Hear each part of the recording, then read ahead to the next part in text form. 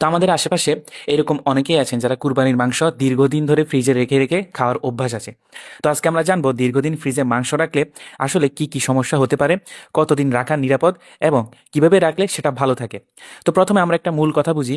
এই যে কুরবানির যে মাংস, এটার মধ্যে কিন্তু স্বাভাবিকভাবেই এরকম সালমোনেলা বা ইকোলাইয়ের মতো বিভিন্ন ব্যাকটেরিয়া থাকে। তো এই মাংসটাকে যখন ডিপ ফ্রিজে রাখা হয় তখন কিন্তু এই ব্যাকটেরিয়াগুলো একটা ঘুমন্ত অবস্থায় চলে যায়, কিন্তু মরে না। তো ফ্রিজ থেকে আবার যখন মাংসটাকে বের করা হয় তখনই এই ব্যাকটেরিয়াগুলো আবার সক্রিয় হয়ে যায়। তো মূলত সমস্যা হয় চারটা জায়গায়। প্রথম সমস্যা হলো বারবার বের করা আর রাখার মধ্যে।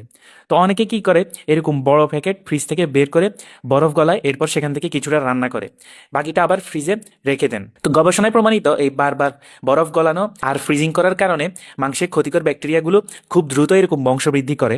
তো যতবার আপনি বের করবেন আর রাখবেন, মাংস কিন্তু ততটাই বিপজ্জনক হবে। তো 2 নম্বরে আসে রান্না করা মাংস বারবার গরম করা। তো রান্না করা মাংসে এমন কিছু ব্যাকটেরিয়ার রেণু থাকে যেগুলো কিন্তু এরকম উচ্চ তাপমাত্রার পরেও মরে না। তো মাংস গরম করার পর যখন আবার সাধারণ তাপমাত্রায় সেটা ঠান্ডা করা হয়, তখন ব্যাকটেরিয়ার সেই রেণুগুলো থেকে ব্যাকটেরিয়া আবার নতুন করে জন্মায় এবং সেই ব্যাকটেরিয়াগুলো একসময় এরকম বিষাক্ত কিছু উপাদানও তৈরি করে। তাই রান্না করা মাংস যখন বারবার ফ্রিজ থেকে বের করে গরম করা হয়, তখন খাবারে বিষক্রিয়া বা ফুড পয়জনিং হওয়ার ঝুঁকি কিন্তু অনেক বেড়ে যায়। 3 নম্বরে মাংসের কিন্তু স্বাদ এবং গন্ধ দুটোই নষ্ট হয়ে যায়। তো দীর্ঘদিন যখন মাংস ফ্রিজে রাখা হয়, তখন মাংসের মধ্যে এই যে চর্বিগুলো থাকে, এগুলোর একটা রাসায়নিক পরিবর্তন ঘটে। তো এই কারণেই মাংসের যে আসল স্বাদ, রং থাকে এবং গন্ধ থাকে, সেটা কিন্তু নষ্ট হয়ে যায়। তো অনেকেই খেয়াল করবেন, পুরনো ফ্রিজের মাংস রান্না করলে একটা বাজে বা ভ্যাপসা গন্ধ আসে মাংস থেকে। এটা আসলে এই চর্বিগুলো নষ্ট হওয়ারই একটা লক্ষণ। 4 নম্বরে মাংসের পুষ্টি গুণাগুণ কিন্তু অনেক কমে যায়। তো বারবার ফ্রিজিং করা বা বরফ গলানোর ফলে মাংসের ভেতরে যে পুষ্টিকর পানিটা থাকে সেটা বাইরে বেরিয়ে যায়। এতে করে মাংসে যে প্রোটিন থাকে সেটার গুণগত মানটা কিন্তু নষ্ট হয়ে যায়। অর্থাৎ আপনি কিন্তু মাংসটা ঠিকই খাচ্ছেন, কিন্তু সেখান থেকে শরীর প্রয়োজনীয় পুষ্টি আর খনিজ উপাদান মোটেও পাচ্ছে না। তাহলে মাংস ফ্রিজে কতদিন রাখা নিরাপদ? তো আন্তর্জাতিক গাইডলাইন অনুযায়ী কাঁচা মাংসের স্বাদ এবং পুষ্টি ঠিক রাখতে ডিপ ফ্রিজারে 3 থেকে 4 মাসের বেশি না রাখাই ভালো। আর রান্না করা মাংস যদি ডিপ ফ্রিজে রাখেন, তাহলে সেটা 2 থেকে 3 মাসের বেশি যেন ভুলেও না যায়।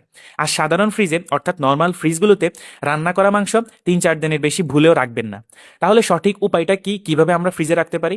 তো কাঁচা মাংস ফ্রিজে রাখার আগেই এরকম ছোট ছোট ভাগ করে আলাদা আলাদা প্যাকেট করে রাখবেন। একবারে শুধু আপনি যতটুকু রান্না করবেন ততটুকু আপনি ফ্রিজ থেকে বের করবেন। আর রান্না করা মাংস ফ্রিজ থেকে বের করে একবারে আপনি যতটুকু খাবেন ঠিক ততটুকুই ভালো মতো ফুটিয়ে গরম করবেন। পুরোটা গরম করে আবার রাখবেন না। আর ইসলামী শিক্ষা আমাদেরকে কি বলে? কুরবানের মাংস 3 ভাগে ভাগ করার জন্য। 1 ভাগ নিজের জন্য, 1 ভাগ আমাদের আত্মীয়ের জন্য, আরেক ভাগ আমাদের আশেপাশে গরিব প্রতিবেশীদের জন্য, অসহায় মানুষকে দিয়ে দেওয়ার জন্য। আর এটাই কিন্তু আমাদের কুরবানির আসল মহৎ উদ্দেশ্য।